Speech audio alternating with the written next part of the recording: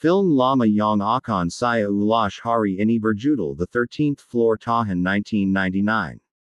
Los Angeles, Tahun 1937. Hen Flair, seorang miliarder pemilik perusahaan teknologi, sedang duduk menulis surat dengan simas karena ia tahu penemuan yang ia dapatkan sangat berbahaya dan mungkin akan membuatnya mati.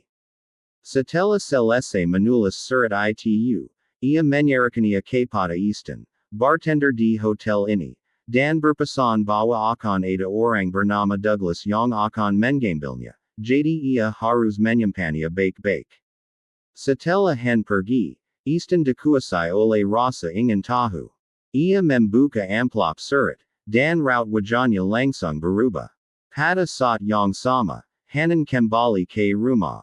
Ia menjatuhkan diri di tempat tidur di samping istrinya, tapi tiba-tiba semua yang ada di sekitarnya menghilang, dan ia tersentak bangun lagi. Tapi ini bukan tahun 1937, melainkan tahun 1999, di laboratorium rahasianya sendiri. Dan ia menemukan kebenaran yang menjadikan, bahwa Los Angeles tempat ia tinggal selama ini tidak pernah ada. Itu hanyalah dunia simulasi yang diciptakan oleh perusahaannya. Sambil mencoba menenangkan diri, Hanan berjalan keluar dari laboratorium dan langsung menuju bar untuk minum dan minum obat. Ia tidak menyadari bahwa sekelompok pria misterius di sudut gelap sedang mengawasinya. Hanan berjalan ke bilik telepon, ia meninggalkan pesan di mesin penjawab milik Douglas. Tetapi sebelum sempat mengatakan lebih banyak, suaranya terhenti. Seorang pria misterius berdiri di belakang pintu bar. Hanan menyipitkan mata, dan ia langsung mengenali pria itu. Karena penasaran, ia mengikutinya, yang berujung pada dadanya ditusuk pisau dan ia langsung meninggal di tempat. Keesokan harinya, Douglas memutar pesan di mesin penjawabnya. Suara Hanan terdengar, tetapi sebelum selesai mendengarkan, Douglas masuk ke kamar mandi. Apa yang ia lihat hampir membuatnya sayak. Ia melihat nota darah di wastafel, dan kemahannya juga dibuang di tempat sampah, berlumuran darahnya. Kemudian, mesin penjawab berdering lagi, kali ini dari polisi. Polisi mengatakan ia harus segera datang ke kantor polisi.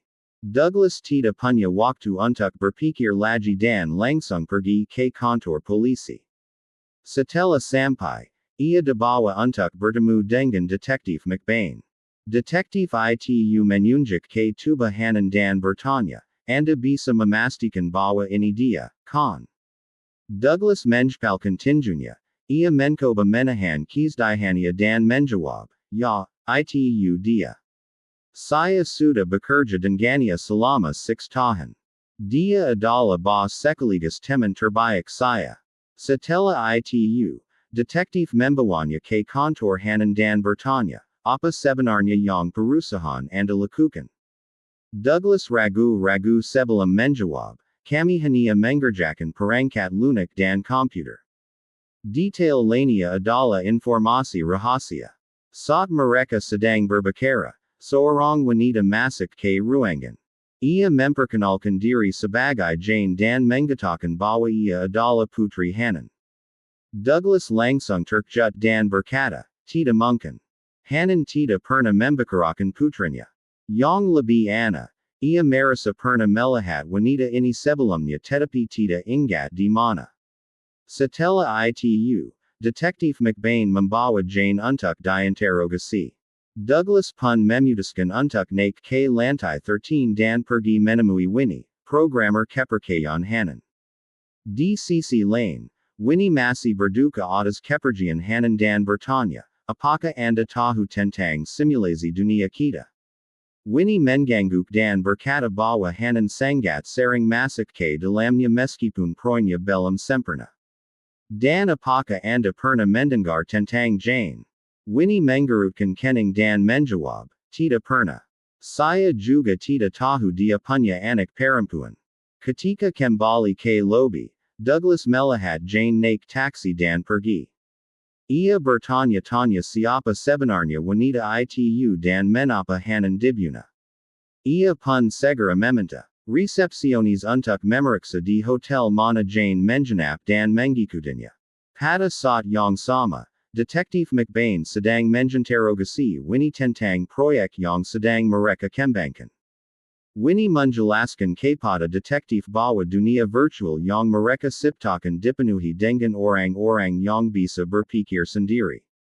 Mereka belajar sendiri dan tidak akan pernah tahu bahwa mereka bukan manusia sungguhan. Winnie menggela napas sebelum berkata, karena Hanan ingin kembali ke masa mudanya. Itulah era yang paling ia rindukan. Sementara itu, Douglas mengikuti Jane ke hotel dan menemukannya di lobi. Ia tidak basa-basi dan langsung bertanya, apa yang terakhir kali Anda bicarakan dengan Hanan? Jane menjawab bahwa ia tinggal di Prancis. Sebelum ayahnya meninggal, ia memintanya kembali ke Amerika. Ayah bilang aku harus membantunya menutup perusahaan ini. Jane juga mengatakan bahwa sekarang ia akan menemui pengacara ayahnya untuk membicarakan wasiat. Namun, ia menemukan bahwa ayahnya mengubah wasiat di saat-saat terakhir dan perusahaannya akan diserahkan kepada Douglas. Pada saat yang sama, detektif memberikan kabar yang sama kepada Douglas. Ia bertanya, apa, baik Douglas maupun Jane sama-sama terkejut. Namun, kehadiran ini membuat Douglas menjadi tersangka nomor 1. Douglas mencoba membela diri dengan mengatakan bahwa pada malam Hanan dibuna, ia bahkan tidak berbicara dengannya. Detektif McBain langsung menyela, tapi kartu namanya digunakan sebelum dia meninggal. Ketika kembali ke rumah, Douglas mendengarkan sisa pesan di mesin penjawab. Dan akhirnya, ia mendengar suara Hanan yang membuatnya menemukan sesuatu yang sangat luar biasa. Dalam suara itu, Hanan berkata, aku menyembunyikan sebuah surat di dunia simulasi. Tetapi sebelum Hanan bisa mengatakan lebih banyak, suaranya berubah menjadi terkejut. Tunggu, bagaimana kamu bisa menemukanku? Dan rekaman itu terputus.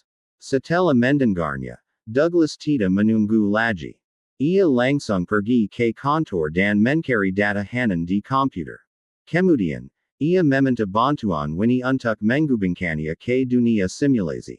Tapi Winnie menggelengkan kepala dan mengatakan itu terlalu berbahaya. Douglas mencoba meyakinkannya. Aku harus masuk untuk membuktikan bahwa aku tidak membunuh Hanan, atau aku mungkin benar-benar melakukannya. Winnie ragu sejenak sebelum menjawab, aku beri waktu 1 jam saja. Tapi Douglas menawar, dan akhirnya ia berhasil terhubung ke mesin simulasi. Cahaya dari mesin itu menyala dan waktu pun ditransfer. Seketika itu juga, ia muncul di tahun 1937. Ia bukan lagi dirinya sendiri, melainkan seorang pegawai bank. Douglas merasa sangat terkejut karena dunia ini terasa terlalu nyata. Ini bukan sekadar program simulasi biasa.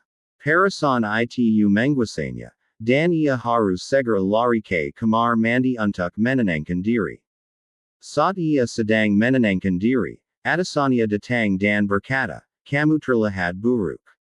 Sebaiknya istirahat saja sehari. Douglas pun segera keluar dari gedung. Ia berjalan di sepanjang jalan dan melihat bangunan, toko, dan mobil-mobil tua. Saat itu, Winnie berkomunikasi dengannya melalui sistem koneksi dan berkata, tahukah Anda? Saat Hanan masuk ke dunia ini, ia menggunakan tubuh seorang pemilik toko barang antik yang berada di Paris. Sebaiknya Anda mencari jawabannya di sana sendiri. Douglas pun pergi ke tempat itu. Dan ketika sampai, ia kembali terkejut karena bertemu dengan pemilik toko, Grayson, yang berwajah persis seperti Hanan.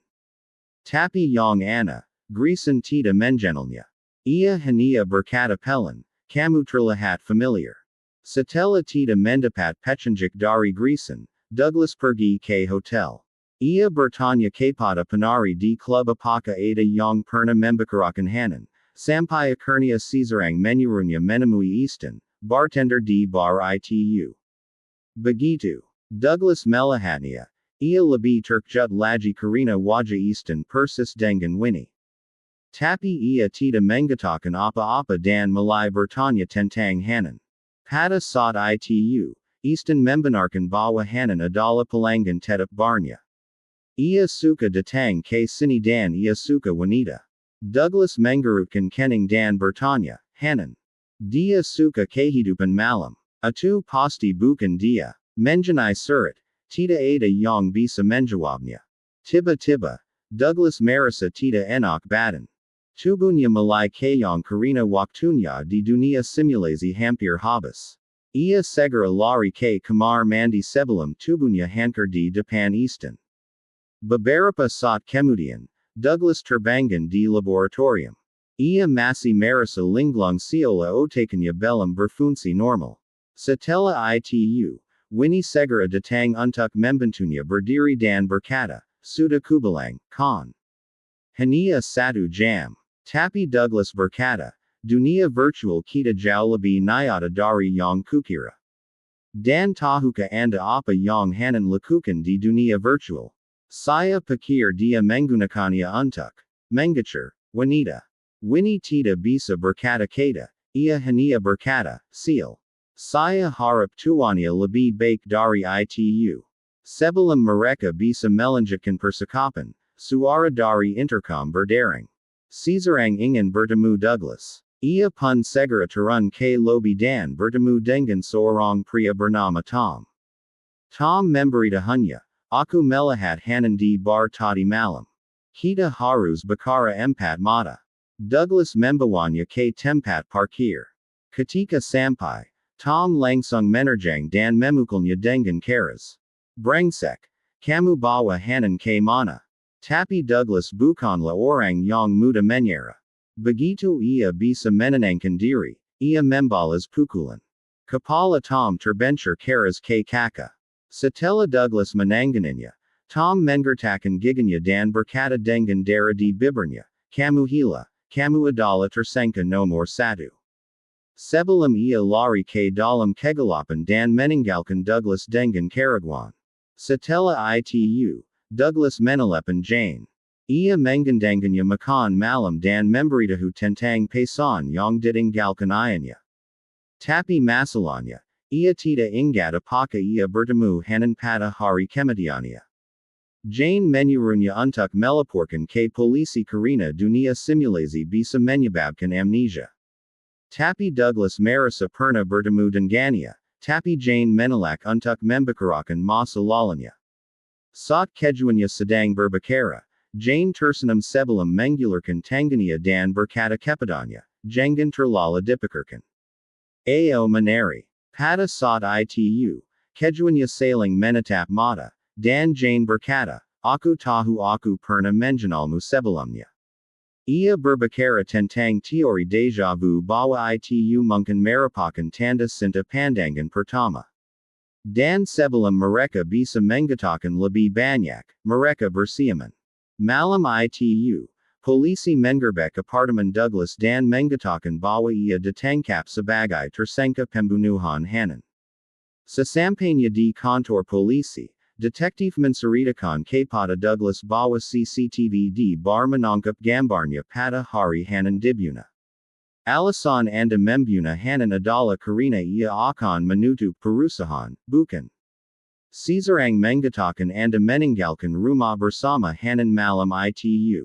Tapi yang lebih aneh, kami baru saja menemukan mayat Tom beberapa jam yang lalu. Douglas sangat terkejut mendengarnya. Ia pun dikurung di ruangan itu sepanjang malam. Keesokan harinya, Jane datang untuk menjamainya. Ia memberikan alibi untuk mendukung pembelannya, dan setelah bebas, ia langsung pergi ke laboratorium. Ia harus menemukan kebenarannya. Ia mengajar waktu 2 jam lagi. Tetapi kali ini, ada yang salah. Tombol mulai tidak berfungsi. Komputer mencoba memperingatkan, tetapi ia suda masak ke ruang simulazi. Sot kesadarania kembali, Douglas menemukan dirinya di tengah lantai dansa. Ia dikelilingi oleh para penari yang sedang berkompetisi. Tapi ia tidak punya banyak waktu. Ia meninggalkan pasangan dansanya dan segera pergi ke toko barang antik. Sesampainya di sana, ia melempar batu ke jendela toko, menyebabkan suara keras yang menjatuhkan Grayson. Grayson pun keluar untuk melihat apa yang terjadi. Awalnya, ia tidak ingin berbicara dengan Douglas, tetapi Douglas mulai berkata, tahukah Anda? Terkadang Anda membuang-buang waktu tanpa menyadarinya.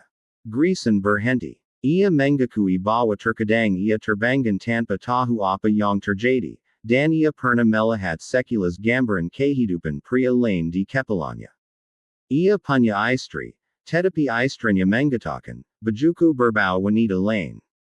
Kemudian, ia mengambil tush kerja dari bawah tempat tidur. Di dalamnya ada setelan jas mewah, dan ia berkata ia tidak pernah membeli setelan ini, tetapi anehnya, setelan itu di badannya. Pada saat itu, Douglas langsung mengerti bahwa Hanan menyembunyikan setelan jasnya di sini setiap kali ia masuk ke sistem. Douglas pun membawa Grayson ke hotel tempat Hanan pernah pergi. Dan ketika mereka tiba, resepsionis melihat wajah Grayson dan berkata, "Selamat datang, Tuan Hanan." Apa-apaan ini? Saat mereka masuk ke ruang bar hotel, Grayson mencoba menjengit semua yang pernah terjadi. Dan sesuatu memiku ingatannya. Ia berkata ia melihatnya sekarang. Hanan memberikan surat kepada seseorang. Ia menunjuk ke bartender itu. Itu dia, bartender itu. Begitu Douglas berbalik, Easton segera bangkit dari bar. Douglas pun segera mengejarnya sampai ke ruang loker hotel. Dan tiba-tiba, Easton muncul dari belakang. Ia menerjang Douglas sebelum ia sempat bersiap karena sebelumnya Easton telah membaca surat itu dan tahu segalanya bahwa ia bukanlah orang sungguhan.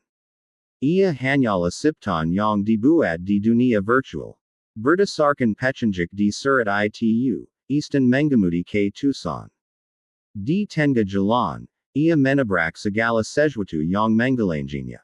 Ketika sampai, ia menemukan sesuatu yang membuatnya gila.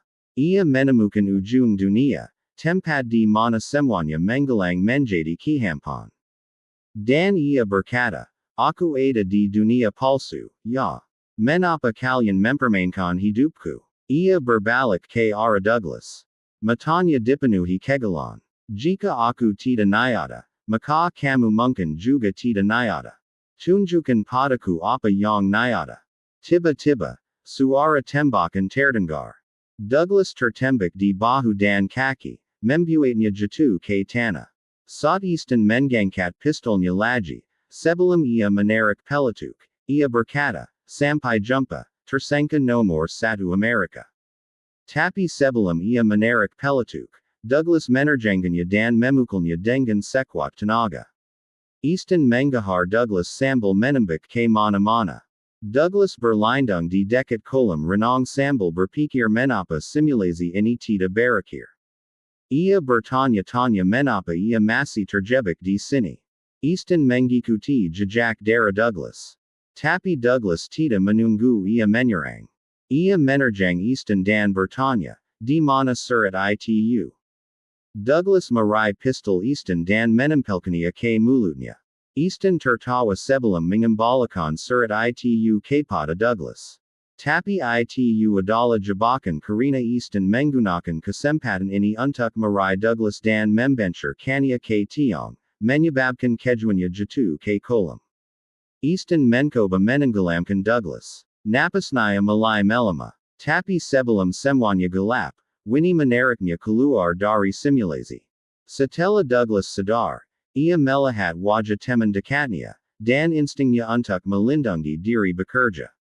Ia memukul Winnie dengan sekuat tenaga sebelum berhenti sejenak dan bertanya, "Aku sudah kembali ke dunia nyata, kan?"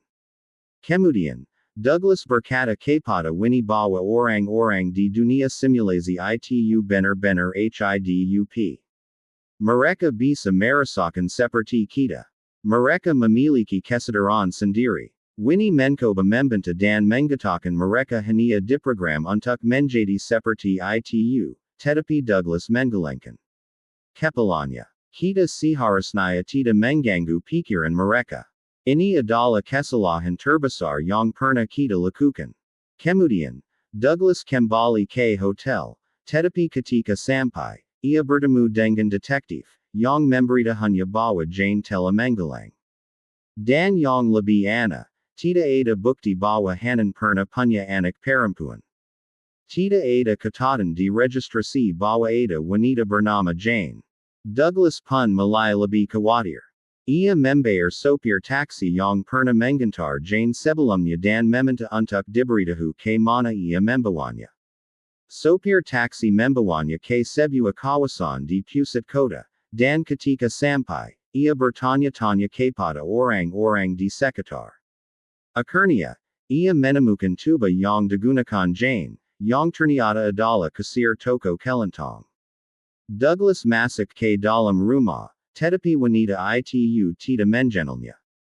Namun, ia mengakui bahwa Douglas juga terlihat familiar baginya.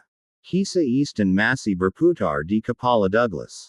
Ia memutuskan untuk mengikuti jalur yang ditunjukkan surat itu, melalui banyak rintangan, sampai akhirnya ia tiba di tujuan. Dan inilah ujung dunia, batas akhir dari kenyataan. Ia hampir tidak percaya pada apa yang ia lihat. Dinding kode dan struktur aneh muncul di depannya, dan ia berseru, "Sialan, anakku juga anak palsu." Anak yang bersamanya selama ini hanyalah simulasi lain. Ini berarti ia juga bukan orang sungguhan. Pada saat yang sama, detektif menemukan tuba Jane. Ia memperhatikan bahwa ia terlihat berbeda. Ketika polisi memeriksa catatannya, termasuk kesaksian dari rekan kerjanya, mereka menemukan bahwa ia pergi keluar sepanjang malam dan sering kembali pada siang hari. Sementara detektif sedang mencari jawaban, Jane masuk ke tuba kasir. Ia melihat detektif di luar toko, jadi ia segera mencari tempat bersembunyi. Kemudian, ia mengambil telepon dan menelepon Douglas. Kita harus bertemu di kantor Hanan. Aku punya sesuatu untuk memberitahumu. Beberapa detik setelah mereka bertemu, Jane memutuskan untuk mengungkapkan seluruh kebenaran. Ia mengatakan, ada ribuan dunia virtual, tetapi dunia ini adalah satu-satunya yang dapat menciptakan simulasi di dalam simulasi. Aku tidak membunuh Hanan. Aku dikirim setelah dia dibunuh. Mereka menyuruhku berpura-pura menjadi putranya untuk mengambil alih perusahaan. Aku seharusnya menutupnya, tetapi Hanan tahu ini, jadi dia mengubah wasiatnya. Pada malam Hanan meninggal, Douglas yang menusuknya karena tubuhnya digunakan oleh seseorang, yaitu David, suami Jane. David terlalu terobsesi dengan simulasi, sehingga pikirannya perlahan-lahan rusak. Jane menatap mata Douglas sebelum melanjutkan, "Kamu melihat ujung dunia, kan? Kamu merasakan sesuatu yang berbeda dari sebelumnya, kan? Itu berarti kamu punya jiwa. Kamu bukan hanya program, tapi kamu punya keberadaan nyata." Douglas menggelengkan kepalanya dan berkata, "Aku tidak nyata. Aku tidak bisa mencintai siapapun." Tapi Jane membalas, "Kalau begitu, biarkan aku membuktikannya." Lalu ia berjalan dan mensiamnya. Setelah itu, semuanya menggara pada malam yang tidak bisa mereka lupakan. Pada saat yang sama, Winnie memutuskan untuk masuk ke sistem untuk membantu Douglas. Ia menggunakan tuba Easton, yang adalah bartender. Tapi masalahnya, ia masuk ke tuba ini saat Easton sedang mengemudi. Begitu ia sadar, Winnie harus segera menggantikan mobil. Tapi sebelum ia bisa menenangkan diri, polisi menjepang mobilnya dan meminta SIMNYA. Winnie segera mencari di laci mobil, tetapi yang ia temukan adalah pistol. Ia segera menyembunyikan pistol itu sebelum mengambil dompet Easton. Polisi meminta sim Easton, dan polisi membiarkannya pergi. Tetapi sebelum Winnie mengemudi, suara Anna terdengar dari belakang mobil. Polisi mulai curiga dan menyuruhnya untuk membuka bagasi. Winnie menelan luda dan membuka bagasi, dan di dalamnya ada tuba pegawai bank. Tangannya terikat dan tubuhnya berlumuran darah. Polisi mencabut pistolnya dan menyuruhnya mengangkat tangan. Winnie melangkah mundur karena terkejut. Dan ia melangkah mundur ke tengah jalan sebelum ditabrak oleh mobil dengan keras, membuatnya tersentak bangun di laboratorium. Ia masih terkejut dengan apa yang terjadi. Tangannya tidak berhenti gemetar, tetapi masalahnya, ia lupa cara menggunakan pintu otomatis. Winnie mencoba menekan tombol secara akak untuk keluar dari ruangan itu, tetapi pintunya tidak bergerak. Sampai petugas keamanan mulai curiga ketika mereka melihat perilaku anehnya melalui CCTV dan memutuskan untuk menelepon Douglas. Setelah Douglas keluar dari laboratorium, Jane mengambil teleponnya dan langsung menelepon detektif McBain. Ketika Douglas tiba di perusahaan, ia menemukan penjaga keamanan tergeletak di lantai dan pistolnya hilang. Ketika ia sampai di ruang kontrol, ia melihat Winnie duduk tertawa di depan TV seolah ia baru melihatnya untuk pertama kali. Namun, itu bukan Winnie, melainkan Easton. Winnie telah meninggal karena ditabrak mobil, jadi pikiran Easton mengambil ala tubuhnya. Douglas mencoba menjelaskan kepada Easton, tetapi Easton ingin melihat kondisi di mana ia disiptakan.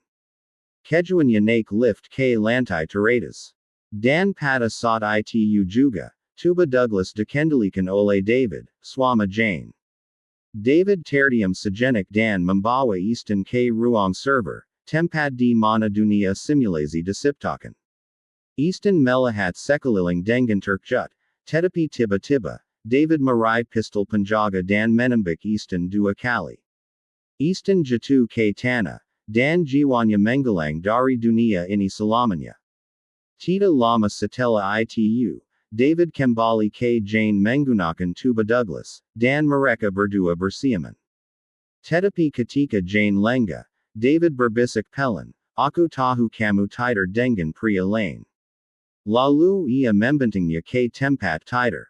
Ia menamparnya dengan marah sebelum mulai mencekiknya. Tapi Jane bukanlah wanita yang mudah menyerah. Ia meraih jam alarm dan memukulkannya ke kepala David dengan sekuat tenaga. Ia segera lari keluar dari ruangan. Tapi David mencabut pistolnya dan menembak ke arahnya. Jane melompat ke lift dan segera menutup